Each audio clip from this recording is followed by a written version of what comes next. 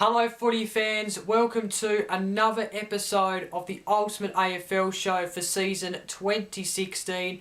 Now this episode is the 22nd edition of this season, and well, in this episode I'm going to be looking back at round 17, some massive matches to talk about. There was one cracking game which was held on a Thursday night which I'm looking forward to talking about.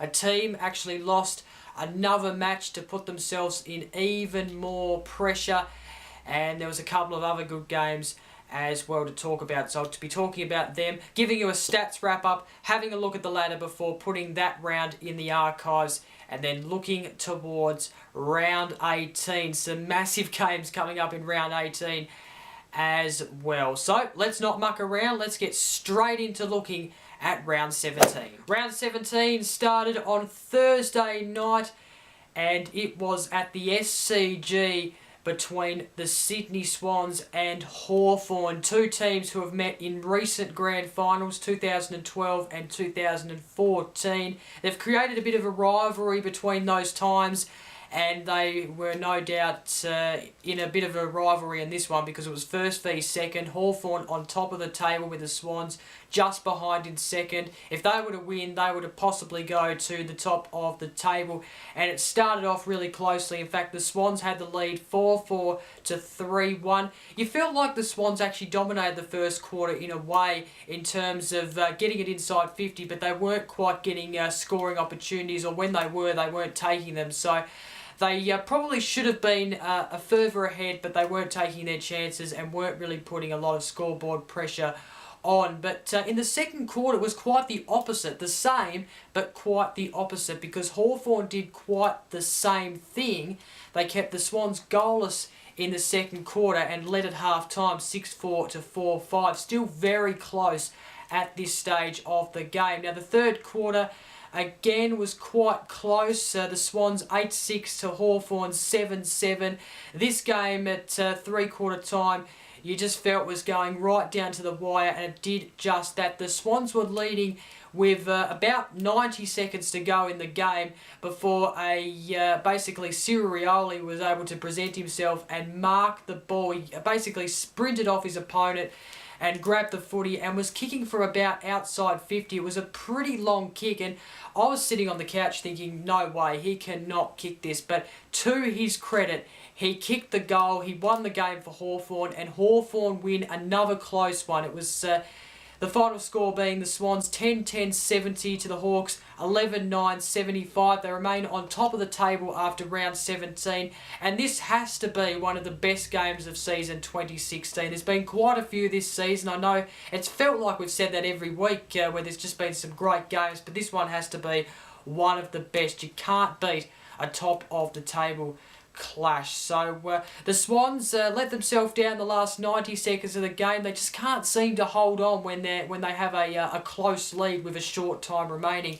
The Dogs game and the Richmond game being perfect examples of that. So the goal kickers in this match for the Swans: Rowan kicked 4, Papley kicked 2, Towers, Kennedy, Sinclair and Parker kicked 1 each. For Hawthorn, Rioli kicked 2, including the Sealer. Gunston and Burgoyne also kicked 2. You then had Lewis, Hill, Palopolo, O'Rourke and Segler kicking singles to put themselves on the goal sheet. So this game was played in just over 42,000, so in front of just over 42,000 at the SCG. So a fantastic game. I really enjoyed this game, and it really got me excited. Now, by the way, this was the last Thursday night game of the home and away season at least. Tell me your thoughts. Do you think we should have a Thursday night final this year in season 2016 in the finals?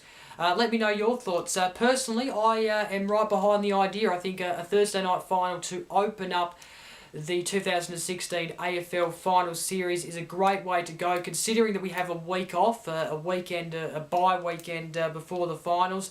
And also you could have a Thursday night final, a Friday night final, a Saturday night final, and then a Sunday final to finish things off, instead of having the traditional Friday night, Saturday afternoon, Saturday night, Sunday night. You can have one each day.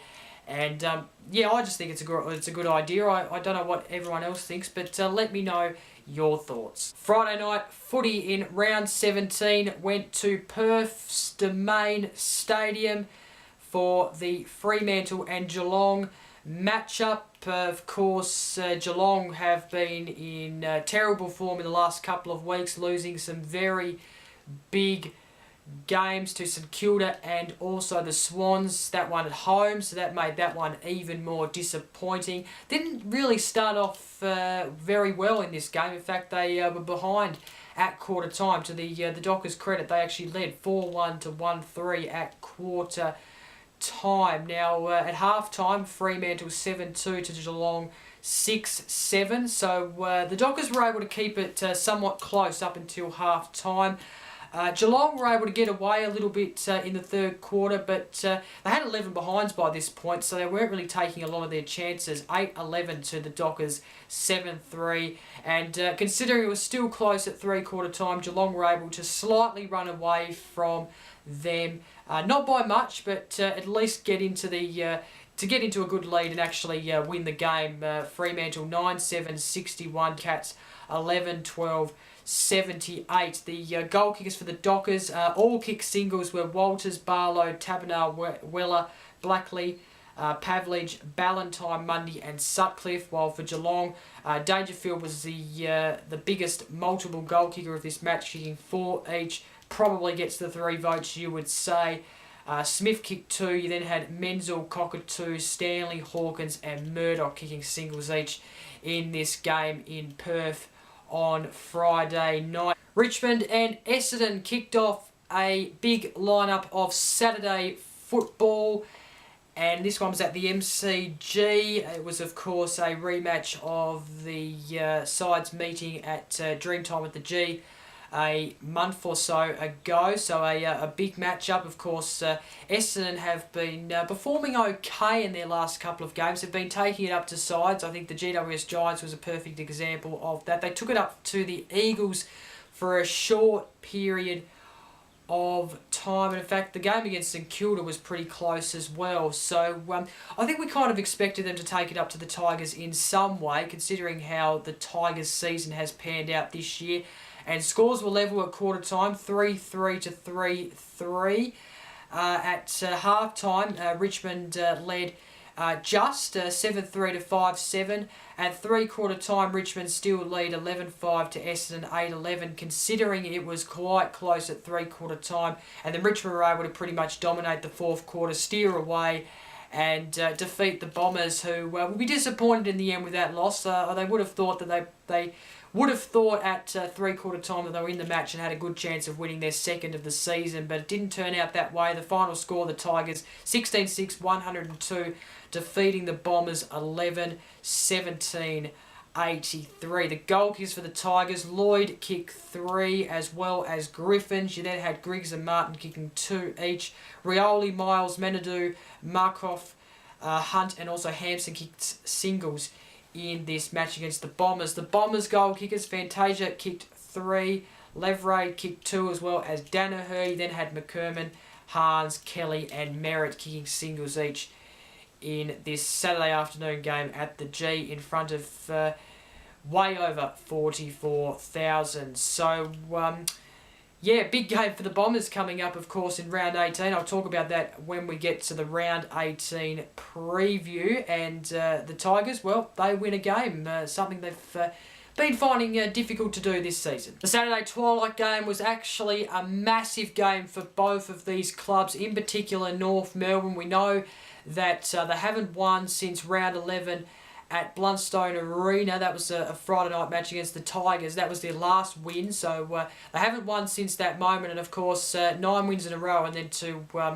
lose the next week and then win a game and then not win until up until this point is quite ridiculous from their point of view. And Port Adelaide, well, they were playing to basically keep their finals hopes alive. We know that they lost to the Hawks last week, but if they won this one, then they give themselves just a sniff. Not a big chance, but a sniff. And that's what they wanted to do in this game. And in fact, they got off to a ripping start, Port Adelaide. I think North Melbourne coming into the quarter-time break just couldn't believe what happened in the first quarter. They were kept to only 5 behinds by Port Adelaide. And Port Adelaide led pretty convincingly 6-3 to 0-5, as I mentioned. At half-time, they still led 10-5 to 3-8 Port Adelaide. They still led at three-quarter time, 13-5 to 5-17, and they won pretty convincingly, to be honest. It's fair to say they, in a way, smashed North Melbourne, but not in terms of a smashing as in 100-point smashing. It was just kind of a smashing. So in the end, North Melbourne lost 10-17-77 to Port Adelaide 16-9 105. The goal kickers, Brown kicked 3 for North Melbourne, as well as Thomas. Harvey kicked 2. You then had Anderson and McMillan kicking singles each in this game for the Kangas. The Port Adelaide goal kickers, Westhoff kicked 3 as well as Schutz. You then had Wingard kicking 2 as well as Gray and Young, Need, Gray, Boak and Archie kick singles in this match. So it was a very bad loss for North Melbourne. What's happened to them? That's the thing. I guess a lot of people were kind of worried about this moment because the 9 wins they had, some of them weren't convincing. So they're fighting for their top 8 spot now, and if they lose their next 2, then Port Adelaide could possibly get into that 8th spot, or even St Kilda, or even I think Collingwood's in the mix as well. So North Melbourne, they're in a bit of a rough patch at the moment. They need to get themselves out of it in round 18. And Port Adelaide, are they actually a legit chance to make the finals this season? I know I said a couple of weeks ago when reviewing one of their games that their final chances are well and truly done. Well, they may not be done just yet. If they win their next one and North Melbourne lose, then it's a show. In Cairns, the Dogs were hosting the Suns and won this pretty convincingly. The final score being 15-17, 107 to the Suns, 8-11, 59. The Dogs led at every change pretty convincingly. Didn't quite let the Suns in, didn't give them a sniff during the game, and they won a very convincing win in a very convincing way. So the final goal kickers for the match for the Dogs, Smith kicked 3 as well as Wallace. They were the 2 influential goal kickers in this match. Pick and Stevens kicked 2 each. Stringer, who's out this week, injured, kicked a single, as well as Redpath, Jong, Boyd and Dixon. You then had the goal kickers for the Suns. Lynch kicked 3. He was a shining light for the Suns, as he has been in every match this year. You then had Archie, Matera kicking 2 each, and Davis kicked a single in this match for the Suns. A pretty convincing win there by the Dogs. And the other Saturday night game was at Adelaide Oval between the Crows and the Pies. The Crows really didn't let Collingwood into this game either. I suppose it was close at stages, but there wasn't any part where Collingwood were actually in a position to take the lead and win this game. In fact, they were probably playing more catch-up footy than anything in this match. So the final score was 14-13, 97. The Crows defeated the Pies 10-9, 69. Quickly, the goal kickers, the Crows, Betts kicked 3, Lyons, Lynch kicked 2 each, Walker, Jacobs, Jenkins, McGovern, Henderson, Atkins and Cameron kicked singles each for the Crows in this match. The Pies goal kickers, Greenwood, Crisp and Cloak kicked 2 each. Varco, Moore, Adams and Aish kicked singles each in this match at the Adelaide Oval, where over 50,000 attended. Sunday started at the MCG, where the Blues took on the Eagles. West Coast have been finding it hard to win in Melbourne this season, and however, they were looking for their 3rd win away from home in this game. Of course, wins against the Lions and Port away from home, but they haven't won in Melbourne this season, so they were really determined to win this game. And even though they led at every change, it wasn't really a convincing win. But then again, they won away from home, they won in Melbourne, and I suppose they've got the 4 points, which is the main thing. And they do have a strong sort of position in the top 8. So the final score, Carlton 11-9, 75, defeated by the Eagles 12-10, 82, 7-point win there, as I mentioned. For Carlton, Wittering kicked 2, Gibbs also kicked 2, Curnow, Savani, Buckley, Curnow, Wright, Cripps and Carriage kicked singles each in this game. The Eagles goal kickers, Cripps kicked 3, Lacrosse kicked 2, Yeo Kennedy also kicked 2. You then had Hill, Schofield and Shuey kicking singles. The mid-Sunday afternoon game was at Etihad Stadium between the Saints and the D's. Melbourne led at quarter time, but since that moment the Saints led at every change and won pretty convincingly against the D's once again. 15-20, 110 defeated Melbourne, 11-8, 74. The goal kickers for the Saints, Memberley kicked 4, Weller kicked 3, Geary kicked 2, Montagna, Bruce, Rewalt, Weller, Robertson and Dunstan kicked singles each in this game. The Melbourne goal kickers, Petrarca kicked 2, Garlick kicked 2, Gawn kicked 2, Watts, Vandenberg, Hogan, Viney and Kennedy kicked singles each in the game against the Saints at Docklands. And the final game of round 17 was at the Gabba. It was the Lions and the Giants. Of course, the Giants rolled against Collingwood the week before at their home ground, so they were determined to get a pretty convincing win here at the Gabba, and that's exactly what they did. The final score, Brisbane Lions 9-13, 67, defeated by the Giants pretty convincingly 22-14, 146. The goal kickers for the Lions, Skay kicked 2 as well as Rockcliffe, Matheson, Pierce Hanley, Zorko, Hipwood and Bewick kicked singles in this match. The Giants goal kickers, Cameron kicked 3, Kelly kicked 3, Ward kicked 3, Green, Patton, Smith kicked 2 each as well as Haynes. You then had Patfull, Kennedy, Lobb, Johnson and Shields. So yeah, very, very ugly game, a very ugly defeat there by the Lions, and I tell you what, they're in a bit of crisis at the moment. It's fair to say that they are getting smashed every week now. They are getting embarrassed, and I'm not really sure who to blame here. It's not really the coach's fault, because the coach doesn't really have a list that can be very competitive in my opinion. And yeah, it's going to be interesting to see how they go against the Bombers. If they get smashed in that one, then that is certainly 100% telling everyone that they are most certainly in crisis. So let's hope that doesn't happen. And yeah, very ugly defeat there by the Lions. Okay, time now to have a look at the stats leaders after round 17. Who's leading the goal kickers, disposals, marks and tackles? I'll start with the goal kickers. This is a very interesting leaderboard, this one. Kennedy has taken the lead from West Coast. He is on 55 goals in first. Lance Franklin was actually kept goalless by the Hawks on Thursday night. He has dripped down to second on 53 goals. Lynch there on 51 in third.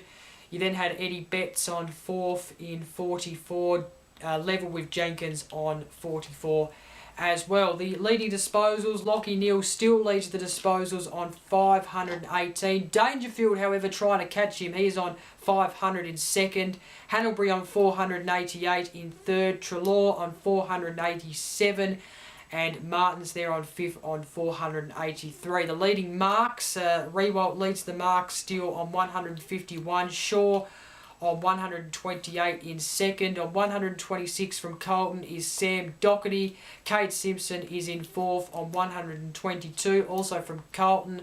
And then from Collingwood, Ben Reid is on 117. You then have the leading tackles. Matt Prittis is first on 127. Sloane in second on 123. Swallows dropped down to 117 in third. Curnow from Colton in fourth on 116, and 112 is Levi Greenwood on fifth on 112 tackles. So that is the stats leaders after round 17. Let's have a look at the ladder. And with not many games to go, the ladder is so hot at the moment, especially the top 8. Hawthorn are on top of the table. The Crows are in second. They have jumped to second in what is unbelievable, really, and they are having a very good season at the moment. They could possibly claim a top 4 spot the way they're going, and after this game against the Cats, they've got a pretty smooth run to the finals, so they could possibly get a top 4 spot. The Dogs are the same. They have a tough match coming up. Only one real tough match, maybe 2, but they could get a top 4 spot there. They're on third after some good wins in the last couple of weeks. The Giants are in fourth, so they're holding a top 4 spot at the moment. They are level with their rivals in the same state, with the City Swans in 5th. The West Coast Eagles in 6th. You have Geelong Cats in 7th. And North Melbourne, well, they're 4 points behind those teams, those 4 teams on 40 points. So, yeah, of course, they've got a big game, as we've mentioned this week. We'll talk more about that shortly. Port Adelaide are a couple of games behind North Melbourne on 9th. St Kilda there level, and you've got Melbourne, Collingwood there. Richmond on 13th, Carlton 14th, Suns 15th, Fremantle 16th, Brisbane Lions 17th and Essendon 18th. Of course, the bottom 2 clash coming up on Sunday. So, I tell you what, the ladder's in a very hot stage at the moment, and the top 8 is just so close. You can't really predict your final top 8 at the moment. Okay, time to get into round 18. Massive round this, some big games for some clubs, and it starts with one of the biggest of this round, Friday night at Etihad Stadium, starting at 7:50 p.m. It's Collingwood v North Melbourne, and it's going to be a big game, this one, of course. We know that North Melbourne need to win this game. Collingwood, if they win this game, they kind of keep their chances alive, but I doubt they're going to make the finals. That's just my opinion. Collingwood have won 6 of 8 against North Melbourne since 2010. However, this is their first game at Etihad Stadium for this year, and they've actually lost their last 4 games at Etihad Stadium in the past couple of years that they've played for there. So, yeah, a lot of good little stats to this game. I think North Melbourne are going to win this one. I think they're going to win their first game since round 11. I just feel it, and I think, you know, obviously they're under enormous pressure at the moment. They've faced some tough sides, but that is not an excuse. If they lose this one, however, they are in a little bit more pressure, no doubt about it. On Saturday, the first game is at the SCG, starting at 1:45 p.m. It is between the Swans and the Blues. Carlton have not beat the Swans since round 13, 2011. So I would say the Swans will win this pretty easy. They'll bounce back after their loss to the Hawks. Of course, they'll be filthy on themselves because they had the lead with about 90 seconds to go and blew it. So they'll win this game, I reckon. That game, as I mentioned, starting at 1:45 at the SCG. The other Saturday afternoon game is at 2:10 p.m. at Metricon Stadium in the Gold Coast. It is the Suns and Fremantle. You might remember that they met at the start of the year at Domain Stadium. The Gold Coast Suns beat them there. In fact, I think it was their first win at Domain Stadium in their whole club history. So that was in round 2 of the start of the season. I think they'll win this one at Metricon Stadium, and I think they'll win it pretty convincingly. They've been really strong at Metricon Stadium the last couple of weeks, winning games against the Saints and also the Lions. So I think they'll win this game against the Dockers. The twilight game of Saturday is the Eagles and Melbourne, starting at 4:35 p.m. at Domain Stadium in Perth. I think West Coast will win that pretty convincingly. I think like to see Melbourne take it up to them, but they were poor last week, especially in the second half. They were quite poor. So, yeah, West Coast should win pretty convincingly. The Saturday night game, the 2 Saturday night games, it is the Western Bulldogs and St Kilda starting things off at 7:25 p.m. at Etihad Stadium. I'm going to be at this game, and I'm tipping the Western Bulldogs to win this. So, yeah, I think they'll beat St Kilda. Thinking it might be a good game, though. You never quite know. Of course, Stringer out for the Dogs. Could be interesting.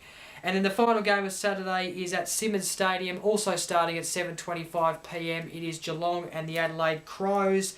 The Crows haven't won at Simmons Stadium since 2003, and the Crows last beat Geelong in 2013 at Amy Stadium. So I think Geelong will win this game on Saturday night. Another game I'm going to in round 18 is the early Sunday game at 1:10 p.m. It is the bottom 2 clash, Essendon and the Brisbane Lions, starting at 1:10 p.m. at Etihad Stadium.